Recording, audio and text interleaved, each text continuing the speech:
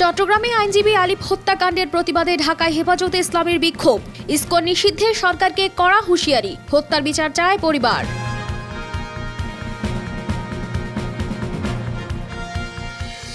দিনের ভোট রাতে করে দেশকে বিশ্বের কাছে কলঙ্কিত করেছে পতিত স্বৈরাচার। সংস্কার দ্রুত শেষ করার আহ্বান জামায়াত আমিরের। আমরা চাই যে এই সংস্কারগুলো দ্রুত করা দরকার।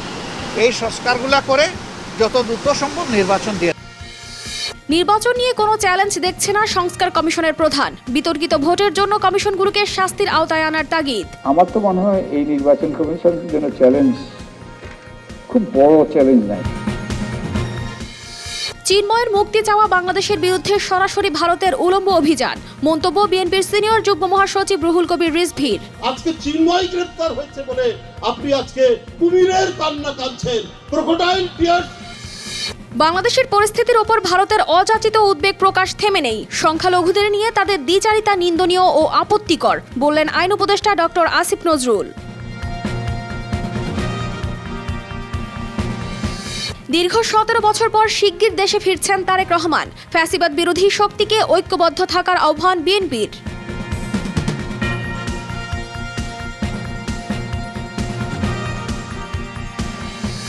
সীমান্তের ওপার থেকে ধারাবাহিকভাবে ষড়যন্ত্র হচ্ছে, ক্রান্তিলগ্ন পার হয়নি, মাথার উপরে সেই খড়গ এখনো আছে, মন্তব্য বিএনপি মহাসচিব মির্জা ফখরুল ইসলামের। সীমান্তের ওই পারে ফ্যাসিস্ট বসে আছে, ওখান থেকে নতুন নতুন চক্রান্ত।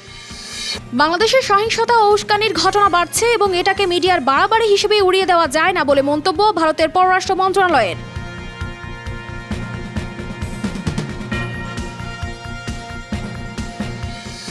ইরানের পরমাণু অস্ত্রের অধিকারী হওয়া ঠেকাতে সবকিছু করব, হুমকি নেতানিয়াহুর। সিরিয়ায় নতুন করে সরকারি বাহিনী ও বিদ্রোহী গোষ্ঠীগুলোর সংঘর্ষে নিহত অন্তত 200।